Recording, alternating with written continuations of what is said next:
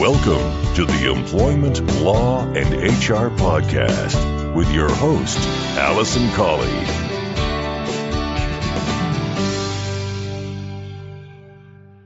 Hello and welcome to this episode 147 of the Employment Law and HR Podcast.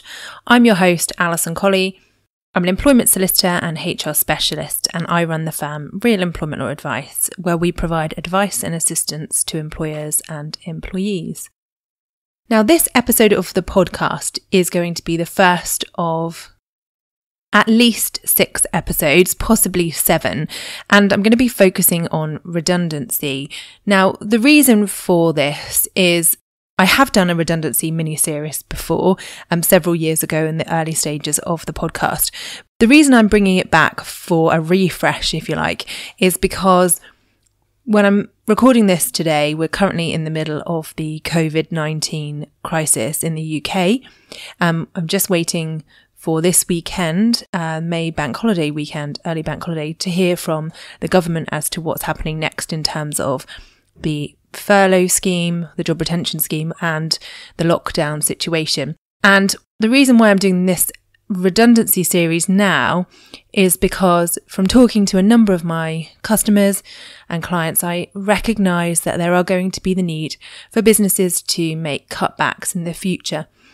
Clearly, the job retention or furlough scheme is not going to continue indefinitely, and I know that a number of businesses are anticipating a reduction in workload of variable amounts depending on what happens in terms of the stages of the release from lockdown, if you like. So I thought it would be a good time to give you a full refresh on what redundancy is all about. And I am using some of the content from before, and I will be updating it and amending it where necessary or relevant to the current situation. And this first episode is an introduction to redundancy, explaining what redundancy is and how you reach the conclusion that it's a redundancy situation. Now, in the current circumstances that we find ourselves in, it is unlikely that you're going to find yourself in an argument about whether it really is a redundancy situation or not. With the reductions that are going to be happening and the reasons for the situation arising, it's likely to be redundancy. But it's a good idea to refresh you on exactly what redundancy is, what the statutory definition is, and how case law has developed in relation to defining when a redundancy situation arises. And then, as I say, I'll be going through each stage of the redundancy process in the forthcoming episodes. Now, if you have any questions or anything you want covered in any of the forthcoming episodes on redundancy, then do please get in touch with me. My email is alison@realemploymentlawsadvice.co.uk. And without further ado, I'm going to get into this week's featured content.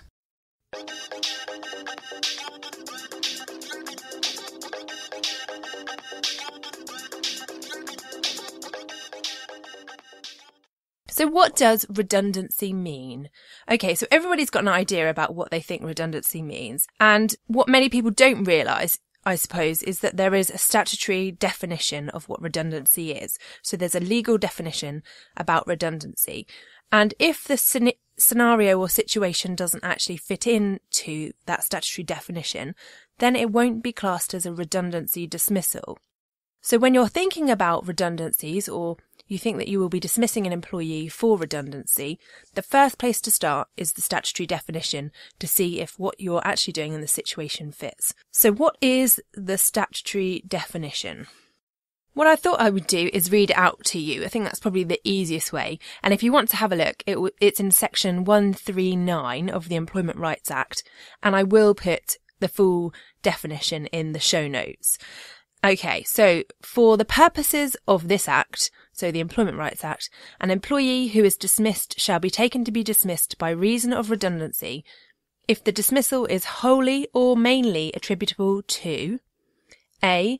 The fact that his employer has ceased or intends to cease to carry on the business for the purposes for which the employee was employed by him, or to carry on that business in the place where the employee was so employed, or B, the fact that the requirements of that business for employees to carry out work of a particular kind, or for employees to carry out work of a particular kind in the place where the employee was employed by the employer have ceased or diminished or are expected to cease or diminish.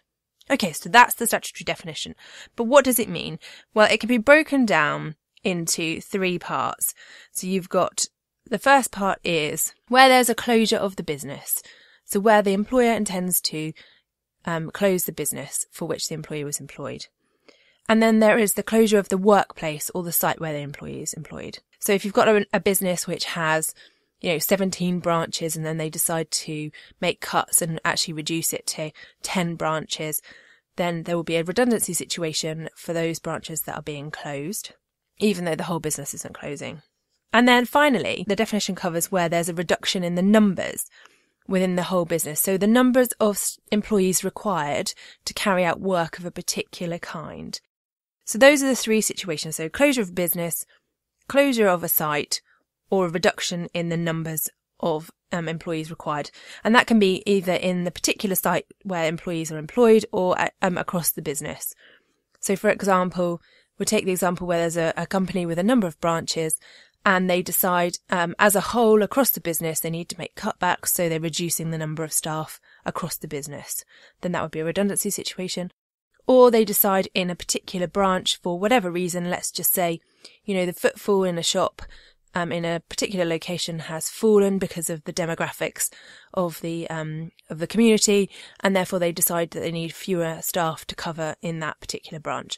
In that situation, then that would be a diminished requirement for employees to do work of a particular kind at that place. Now, when it comes to making a decision about redundancy and whether it's a true redundancy situation or not, the Employment Tribunal will rarely interfere with the business decisions behind the redundancy situation. Okay, so there's no need for an employer to justify why they've made that business decision to, let's say, cut the number of employees across the business, for example. As long as the Employment Tribunal are satisfied that it's a genuine reason for dismissal, so it's genuinely redundancy is the reason why that employee is being dismissed, they won't delve into the reasons behind it. And the Employment Tribunal will often take it on face value that it's a redundancy situation. I find this quite interesting because I advise both employers and employees in relation to employment law. And I'm quite often where there's a redundancy situation and I have employee clients who are unhappy about the decision to make them redundant, will often bring up issues and say, well, it's never going to work, and the employer doesn't know what they're talking about, and commercially it's a bad decision. I don't understand why they're doing it, and sort of question the commercial decision making behind what the employer is doing. And in those circumstances, whatever the decision might be, as long as the reason is truly redundancy for their dismissal, the Employment Tribunal aren't interested if it's a good, sound business decision or not. And this can be quite helpful for employers because, there may be times when you do need to make changes within your business. And the last thing you want to do is be having to justify your commercial decision to both employees and potentially the Employment Tribunal. However, what I should say about that is that if the employee argues that the reason for their dismissal isn't in fact redundancy, so if they say to the tribunal, actually, the reason they've dismissed me is because of my conduct, or because I raised a grievance, or because I was whistleblowing, then the Employment Tribunal may look at the background to the redundancy. So they'll look at the background to the decision making, but if it's a true redundancy situation, they won't question, as I said, why you've made that decision.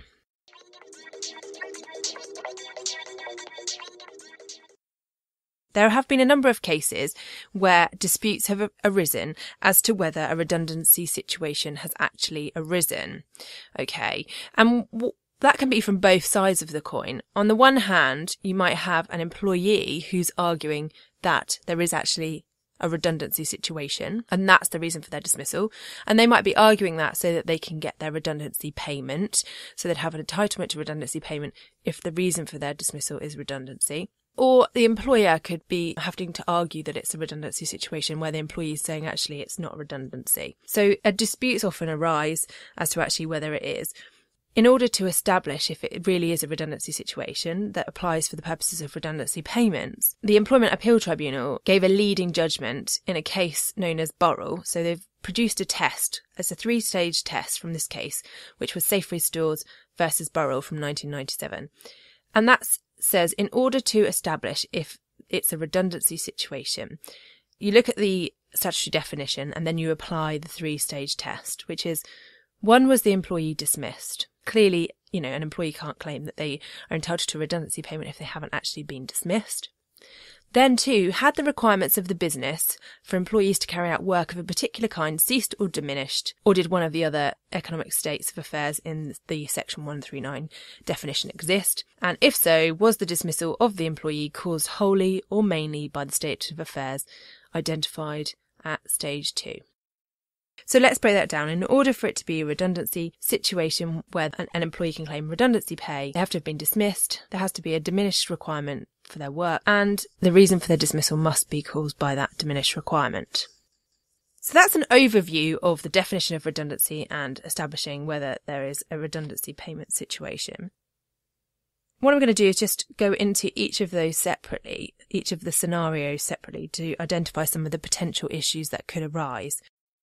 Now, the first one is in relation to business closure. So some issues that can arise with the business closure are where, for instance, it's a temporary business closure. In that case, an employer may argue that because it's a temporary closure, it isn't a redundancy situation. And there have been cases where employees have argued that actually, yes, it is, and they're entitled to redundancy pay. And what the Employment Tribunal will look at in those circumstances is how long is it for? Is it a temporary cease in the business, or is it going to be for a more long-term period?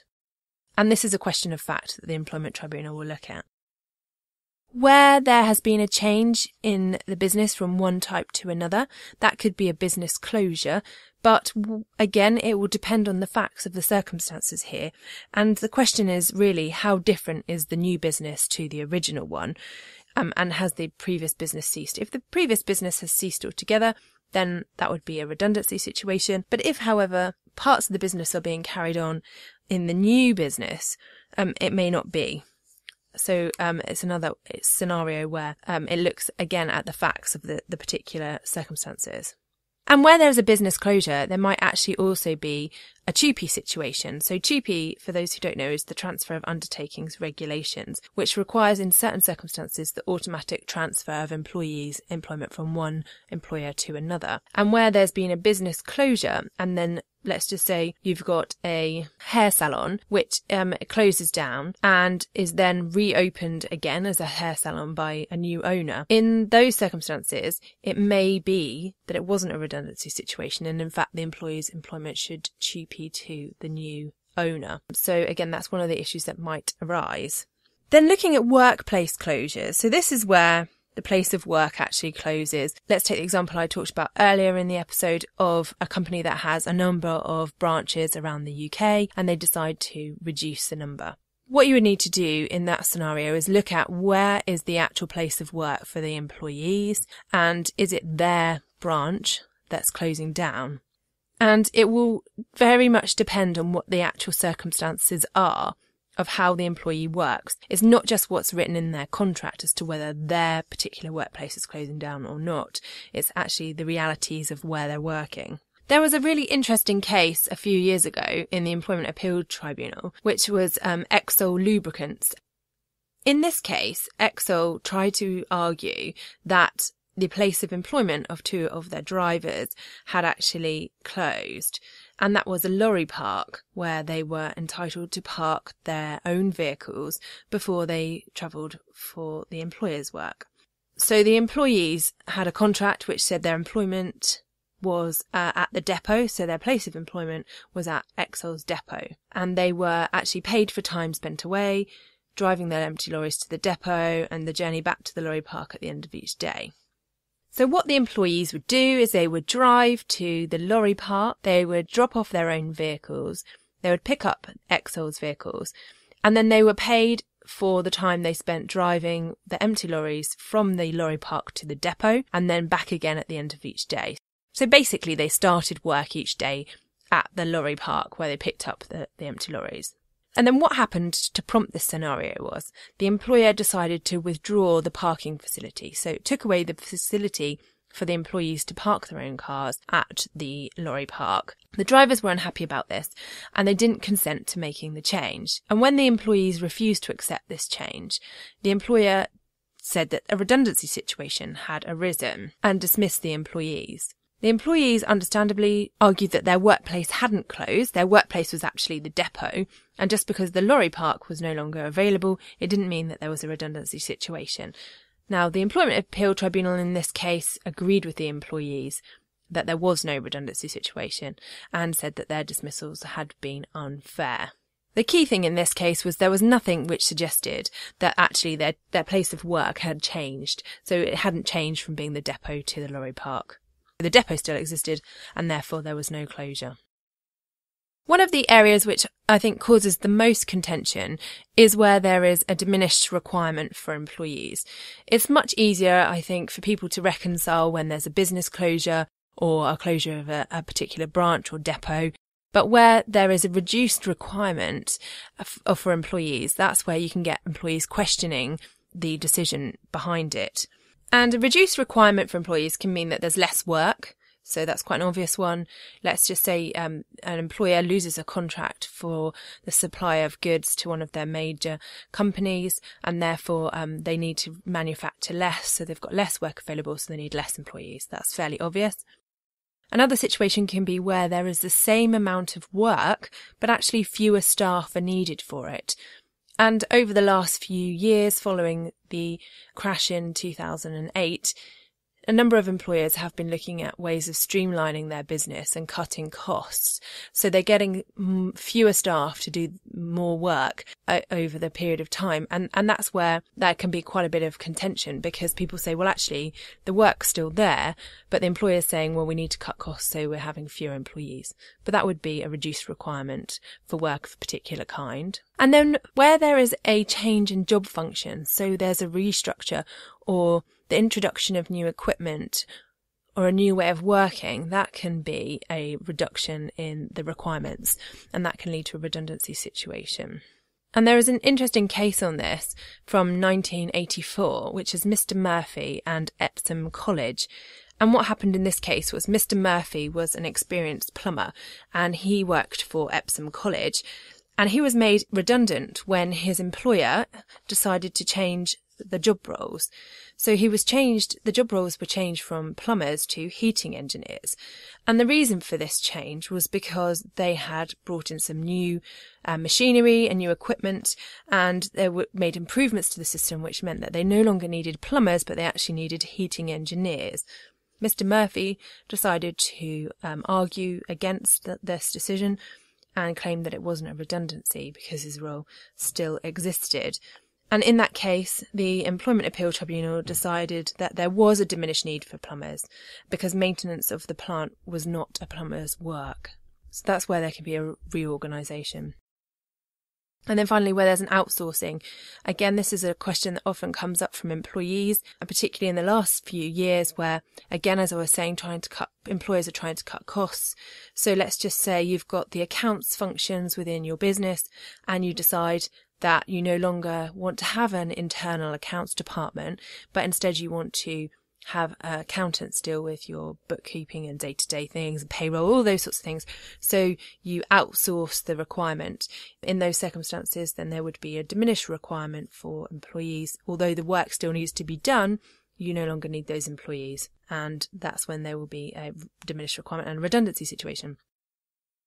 Now, there may be scenarios where, as I was saying before, where TUPE applies in this situation. So if there's a service provision change, there could be a TUPE situation, so employees may TUPE to the new provider.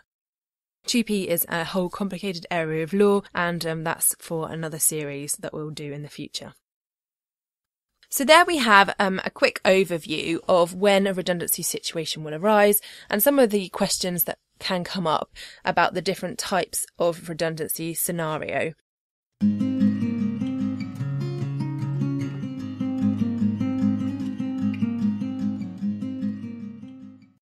So there we go. That was an episode on an introduction to redundancy, which hopefully you found helpful. It's always a good idea to have an understanding in the background before you start embarking on the process about what redundancy is all about. Now, if your organisation or you are thinking about undertaking redundancies and you're not sure where to start, now, of course, we offer bespoke advice on our normal hourly rate or on a fixed fee if you want any help with that directly. Otherwise, we recognise that budgets are going to be fairly limited at the moment. And so with that in mind, we've created a new DIY product, which will be the full process, documents and letters that you'll require to undertake a redundancy process. And this will be available from Friday, the 15th of May. And you'll be able to download it all directly from our website, which is adviceforemployers.co.uk/DIY-document-shop. And there you'll be able to purchase all the documents you need with guidance for you to do it yourself. And that's going to be priced at £165 plus VAT. So that's £198 in total, which equates to 1 hour of our normal hourly rate. So it's going to be a great resource if you are doing it yourself or you are trying to go through a redundancy on a budget and you're not really sure what to do. We will also be running a free webinar on Wednesday, the 20th of May at 10 a.m. using Zoom to go through the basics of redundancy and to answer any questions that are put to us by those attending. So if you would like to attend, then you can find more details again on our website, which is adviceforemployers.co.uk/events. And there you'll find all the details on how to register via Eventbrite, where you'll get the code to join on Zoom. It's a free call and you're welcome to attend and pass on the details to anyone who may be interested in attending. And of course, if you can't attend the Zoom call, then just continue listening to the next few episodes of the podcast about redundancy. Now, recognising that things are going to be moving fairly quickly, I will be releasing each of the episodes on redundancy much more quickly than fortnightly that we normally do. So they'll be coming in quick succession over the next 2 to 3 weeks. So you get all the information on the podcast as well. Finally, before I sign off, I'd like to say thank you to everyone who continues and has been getting in touch with me, connecting on LinkedIn or sending me emails to say how much you're enjoying the podcast and how you find it useful. It's always really great to hear from you, particularly when I'm recording this on a Sunday night or I'm working in the office on my own, which I'm currently doing at the moment. So it's really lovely to hear from you and to know that the podcast is being helpful even in these very difficult times. As always, don't hesitate to get in touch. My email is alison@realemploymentlawadvice.co.uk. Thanks for listening, and I'll be in touch again soon.